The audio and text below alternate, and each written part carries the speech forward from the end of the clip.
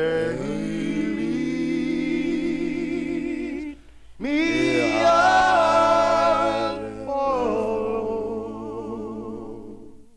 Keep the faith, baby. As I walk the streets of the Harlems of the world, the black Harlems and the white Harlems, people are depressed. They are frustrated. They are downtrodden.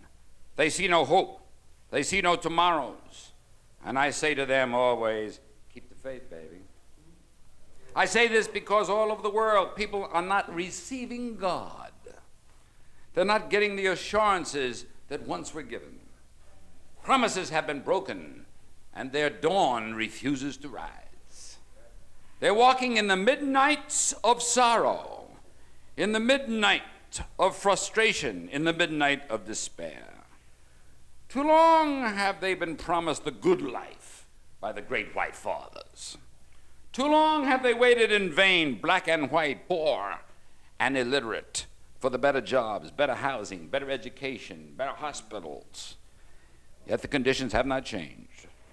Except for those who have always lived in the penthouses, for the people who live in the basements, in the cellar, their lives are still drab, ugly, have no hope.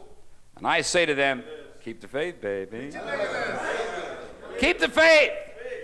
Because God's realities always exceed man's fondest dreams.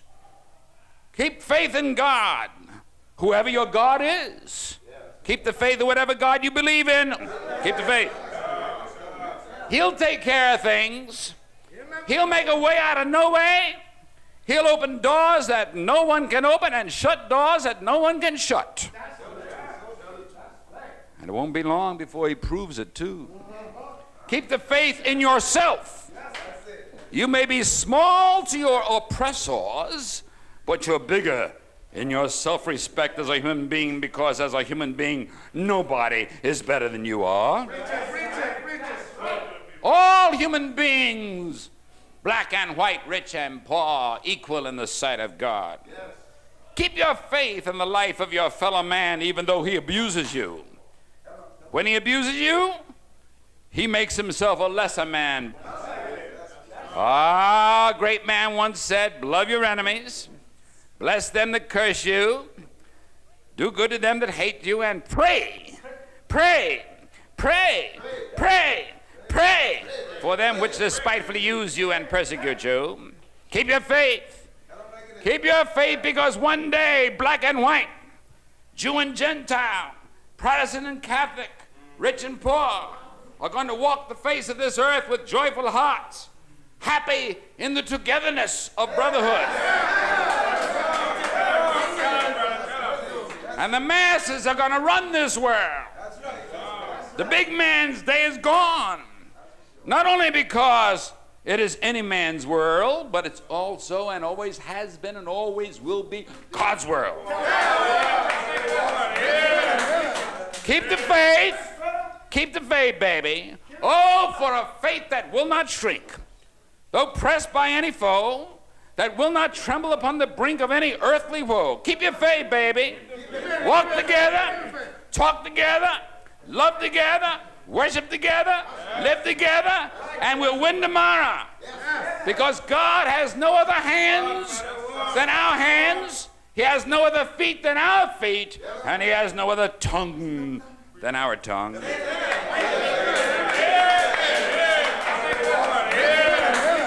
Keep the faith. Keep the faith, baby. Amen. Amen.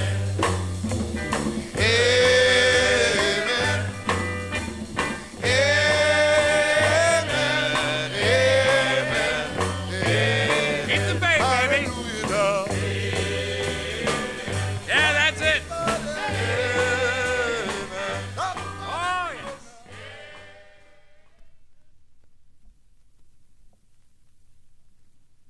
My dear colleagues, 44 years before the Son of God was crucified, a great man walked the streets of Rome. Julio Cesare, or in English, Julius Caesar. He was not only stabbed to death by a band of his fellow Senate colleagues, but even after he was dead, each colleague came and plunged his dagger into his body. Since these noble senators were afraid of the consequences of their act, they decided that each one of them would make themselves equal assassins in this act of cowardice. Even one of his closest friends, Brutus, plunged his dagger into Caesar's side. And as Caesar died, he gasped, "Et tu, Brute?"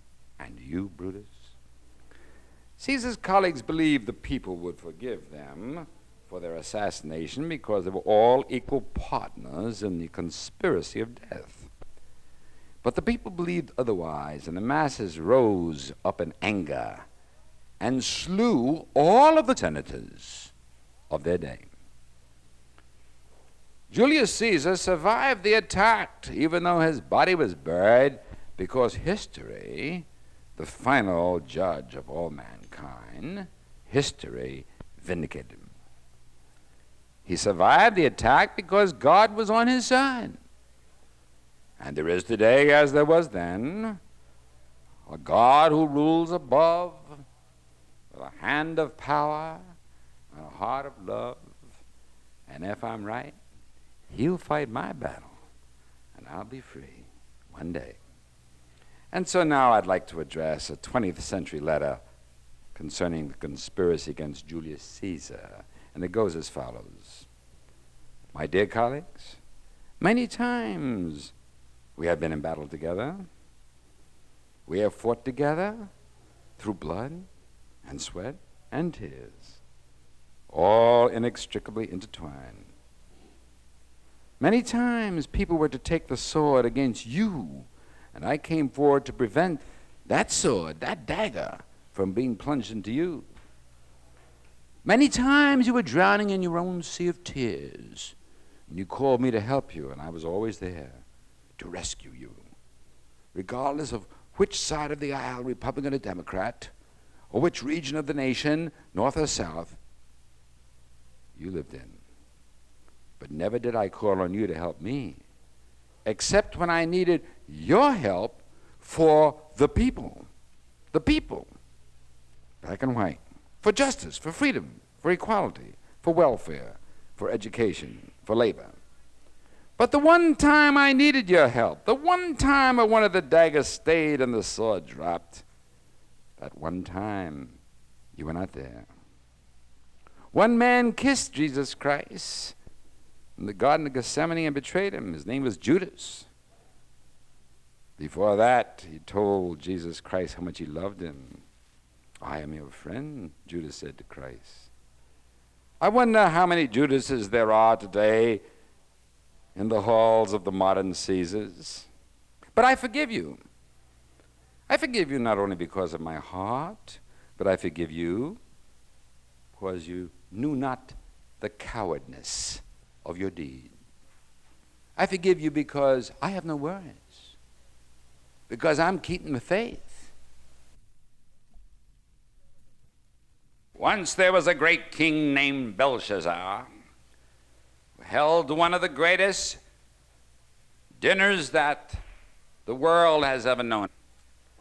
He invited to this dinner all the greats, the noblemen, the wealthy men, but excluded from the dinner the Jews and any other racial group except his own. But he was an illiterate. Why? Because despite all the bags of gold and the power of his father Nebuchadnezzar, they never had a program called Operation Head Start. Tell us about it. Yes.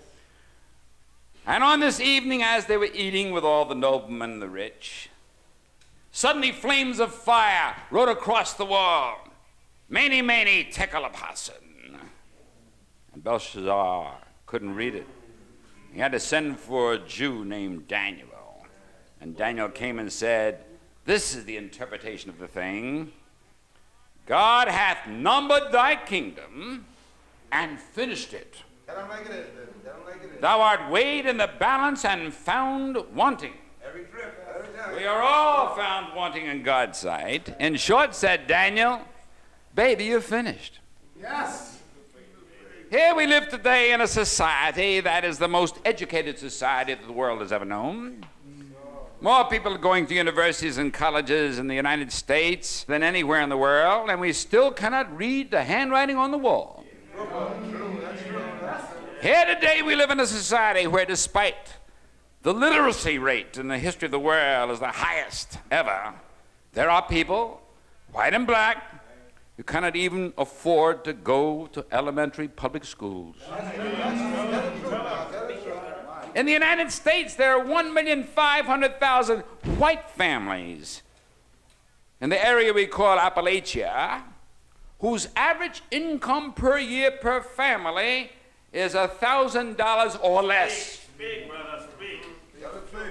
What we need today, therefore, is a sense of Daniel, a sense of interpretation, a sense of prophecy. Yes, sir. The cult of mediocrity, which America worshipped in the 1950s, has now become a blanket of mediocrity that has smothered the creative ferment of excellence. This is the creative ferment that made America the land of the free and the home of the brave, but it's gone. This was the ferment that sent farmers, rude farmers, if you please, illiterates, but nevertheless sensitive to God, to stand at the arching bridges of Lexington, Concord, and fire shots that echoed around the world. These farmers fired shots that destroyed the paid mercenaries, the Hessians of the British Empire, to give America its freedom. This was the creative ferment that gave inspiration to the black man, who was the first man, black or white, in the history of our republic to die for the freedom of our nation. He was Crispus Attucks from Barbados. Of course, we don't read about him in our history books because they won't write about him. But in Boston Commons, in an obscure corner, there is a monument to his memory. Oh God, send us prophets and preachers today to restore the creative ferment of American excellence. Give us what our forefathers had. Return to us the sense of justice and the sensitivity of freedom. When this nation was once torn between North and South, James Russell Lowell wrote, "When a blow is struck for freedom, there echoes across the broad earth's surging breast a thrill of joy prophetic that trembles on from east to west. And the slave, wherever he cowers, feels his soul within him climb." Let's strike these blows for freedom. Strike them with our minds. Strike them with our unbridled tongues. Strike them with our strides as we walk across God's world. Strike them with our heads held high. And let us sing the Lord's song in a strange land. Handwriting's on the wall today. Brothers and sisters, there's a message for us today. Let not your days be numbered, because God is going to settle all things in His way.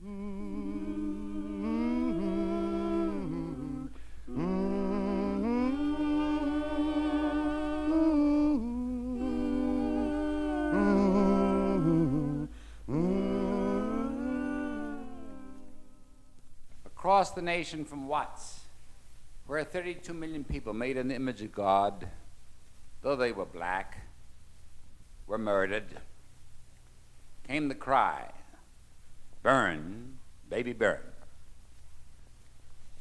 Long time ago, that cry was originated by Nebuchadnezzar when he cast 3 Jewish boys, Shadrach, Meshach, and Abednego,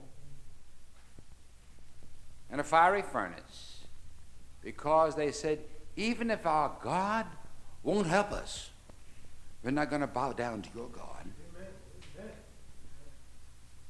And after they'd been in there, Nebuchadnezzar said, did we put only 3 in there? Yeah, that's all. So I see a 4th one in there. And he looks like the Son of God. And when they opened up the doors and they came out, they couldn't even smell the scorch upon their clothes. I want to talk about Burn, Baby, Burn, which was originated by Nebuchadnezzar, not by Watts. In Watts, it was a cry of last resort. People penned in a ghetto where there weren't even any buses to drive them to downtown Los Angeles to get their Social Security. People penned in a ghetto who were so poor that they didn't have cars. This is the land of the free and the home of the brave. So this was a cry of last resort. I'm not criticizing them. I understand what it means to be frustrated, what it means to be black. But it was a cry of the oppressed. Burn, baby, burn.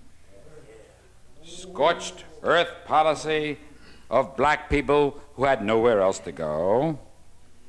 How else to call attention to their miserable conditions? But burn, baby, burn. Burn, baby, burn does more than call attention to a condition of not second class, third class. Tell the truth, tell the truth. Because we got second class citizens in the United States who belong to the white race.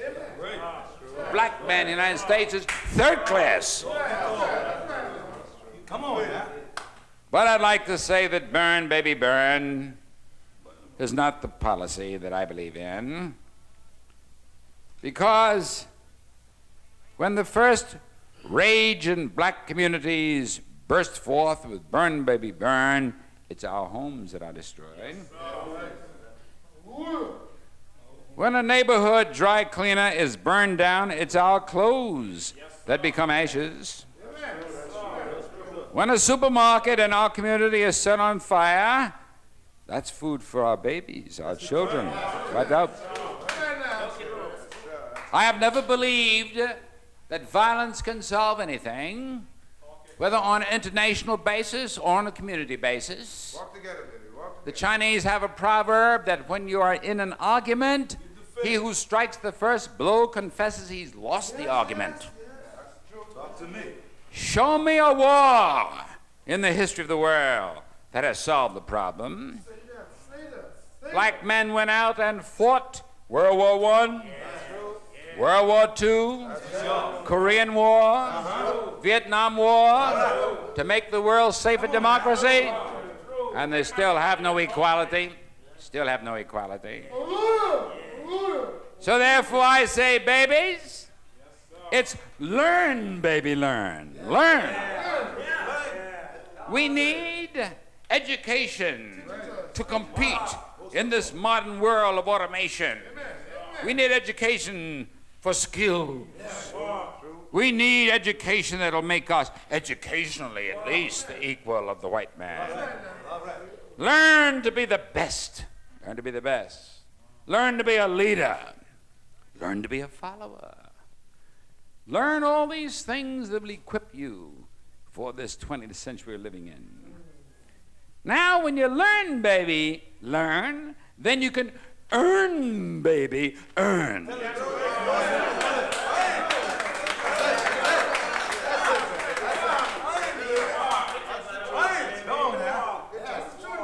And black power doesn't mean anything unless you have green power.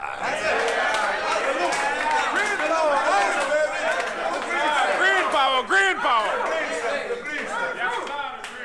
Earn, baby, earn. Get that green in your pocket, baby. White man only respects two things. The white man only respects your vote and your dollar.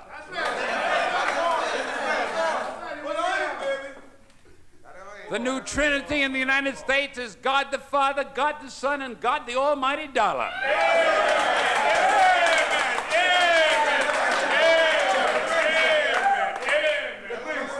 Earn, baby, earn. Earn more money to educate your children to break the chains. Break the chains. You hear what I said, baby? Break the chains. Break the chains of poverty. Break the chains of welfare. Break the chains of colonialism. Break the chains. Burn, baby, burn. I understand it. I know my Watts leaders. I know them personally. I understand them. But the thing is, learn, baby, learn, and be wise. And earn, baby, earn for survival. And if we must burn anything, let us burn the hatred out of their hearts. In fact, my feeling is that the black man has got to be the missionary to the white man.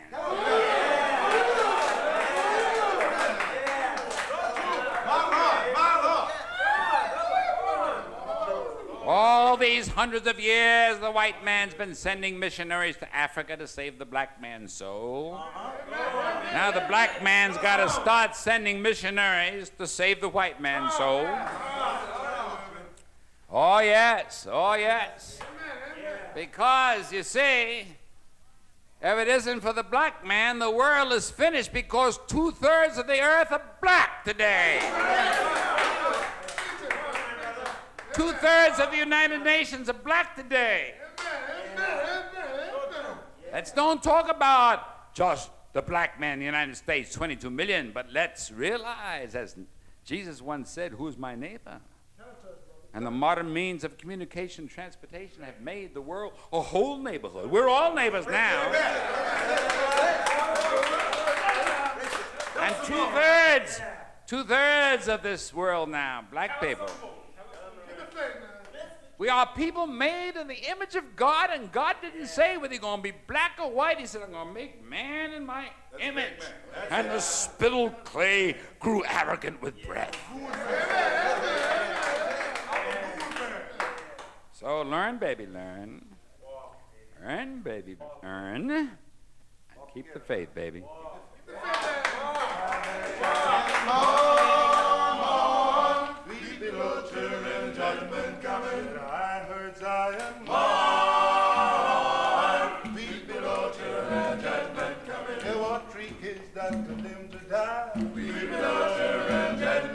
Because they believed on the God on high. People of children, judgment coming. I heard Zion mourn. Weep below children, judgment coming. Yeah, black. People of children, judgment coming. Sing a song. Weep below children, judgment coming. 'Cause I heard Zion mourn. Weep below children, judgment coming. They were condemned to die by fire. Weep below children, judgment coming. Because the Lord was their desire. I said, weep below children, judgment coming. 'Cause I heard Zion mourn. Weep below children, judgment coming. I heard Zion mourn. Weep below children, judgment coming. Weep below children, judgment. Oh, yes, it's coming too, Wes. Judgment coming. Wes, judgment is coming. Judgment coming. Weep below children, judgment coming. Judgment's coming. Oh, weep below children, judgment coming. Bless your hearts. The death of any man. The death of any man is my brother.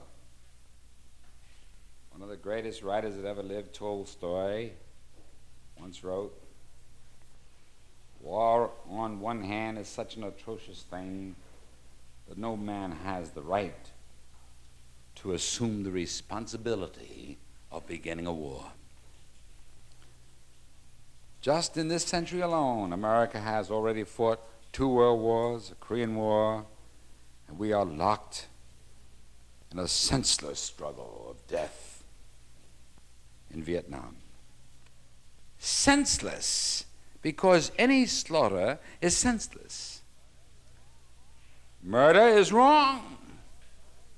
Whether you're mugged on the streets of a city or whether you are butchered on the battlefield. Just the other day, I read of 2 teenagers from Harlem that were killed, and the same day there were 30 young men of the Viet Cong killed. And my heart went out to all the grieving families, black in my district and yellow in Vietnam. They have families as well as we do, and I sorrowed for them. As a great English writer once wrote, "No man is an island. The death of any man diminishes me. Ask not for whom the bell tolls. Ask not, because they toll for thee." That's true. And they toll for me. When we kill a man 10,000 miles away, we kill a part of ourselves. Because humanity is indivisible. True. Man must stop believing that he has the right to chop up another man to settle an argument. Wars aren't won. Wars are always lost. We fought all these wars, World War I, World War II, Korean War, Vietnam War, to make the world safe for democracy, and the black man still lives in a world of no democracy. Tell him, brother, tell him. Man must begin to believe and act in terms of that wonderful spiritual. I'm going to lay down my sword and shield and study war no more. Down by the riverside. Down by the riverside. In the neighborhood of this world, all men are brothers. War diminishes me, and war diminishes you as much as war diminishes them. Preach it. Those who have fought wars and known the suffering, the pain, the destruction, are the biggest enemies of war. A great general, William Sherman, said of war, "War is cruel. You cannot refine it. War at its best is barbarism. I'm sick and tired of war. Its glory," said Sherman, General Sherman, "is all nothing but moonshine." I don't know whether they meant liquor or not. It is only those who have neither fired a shot or heard the shrieks and the groans of the wounded cry aloud about blood, vengeance, desolation. And then Sherman finished by saying, "War is hell." That's it. Amen. Tell him, brother, tell him. Preach it. Come on, come through. I've been a pacifist all my life. Have you made the world any safer for democracy? Amen. Tell us more. By killing 30 million lives in this century? By burning alive 6 million Jews at Buchenwald? By lynching 6,000 black men in the United States of America? Have we made it any better? No. We thought we did. But Nazism in Germany in particular has now again reared its ugly head, And the new prime minister of West Germany, where they burned alive 6 million Jews, is now a former Nazi. So wars do not kill ideas, ideals, but only men made in the image of God. We must follow the philosophy of our grandfathers who told the world to lay down. Lay down your sword and shield, down by the riverside. Ain't gonna study war no more, because wars solve no problems. They create only new ones. The seeds of international wars are sown in daily violence. The seeds of international wars are sown in the defeats. Man must begin to control his destructive impulse. That's all war is. An outlet for the evil compulsions of our society. And all we need, as my daddy once told me, the greatest power in the world is the expulsive power of a new affection. So all we need there for is the new affection of love in place of war. Oh, we can march off gloriously down the streets of New York singing When Johnny Comes Marching Home Again, or Let's Remember Pearl Harbor, or the Ballad of the Green Berets. But we cannot ignore or ever forget one essential fact about war. And blood in torrents poured in vain is always in vain. For war breeds war, and the death of any man diminishes me. Ask not for whom the bells toll. They toll for me. I'm gonna lay down my burden down by the riverside, down by the riverside, down by the riverside. I'm gonna lay down my burden down by the riverside, 'cause there ain't one no more. Oh, there ain't one no more. There ain't one no more. One day an old man stood on the Isle of Patmos. And incidentally, he was a teenager, the youngest one of the disciples. His name was John, who leaned his head gently on Jesus' shoulder. And he was exiled because of his beliefs. And on that day, he suddenly saw one, his garment shining like the light. And he said, I am Jesus, Alpha and Omega, first and the last. I was dead, but behold, I'm alive forevermore. One day. One day. Here's an old man now who had come to the end of his journey, weary with life, but the battle wasn't done. He was still leaning on the staff of redemption, saying, I'll overcome. One day. One day. The United States of America, with the bleeding wounds of race hatred, will be cleansed by the glorious healing power of God's love. Amen. Amen. One day. One day. The old divisions between the Arabs and the Israelites, the Indians and the Pakistanis, white South Africa and black South Africans will be wiped out by a new unity of one brotherhood.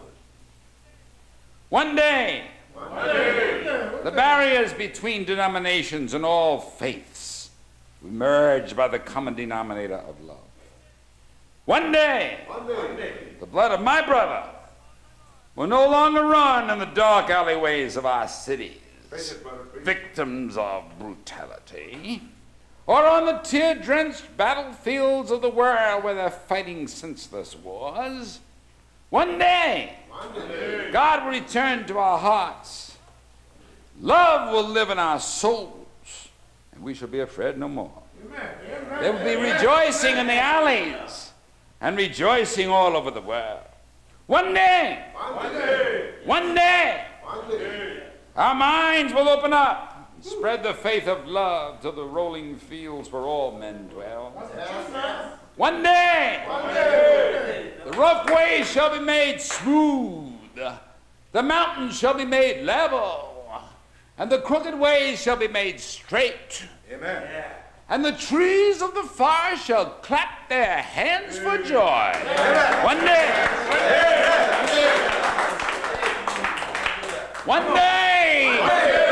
the oceans of the world will roar. Glory be to God. One day, glory, hallelujah. Oh, you don't have to die to go to heaven. Heaven's right here if we stand together and walk together. There is a Zion on earth. And one day, we shall enjoy the sweetness of freedom here. Amen. Clasp this dream to your breast and make it live in your minds and your hearts. One day, if you keep the faith, baby. Oh, when the saints go marching in. Oh, when the saints go marching in. Oh, Lord, I want to be in the number. When the saints go marching in. Oh, see St. Peter at the Golden Gate.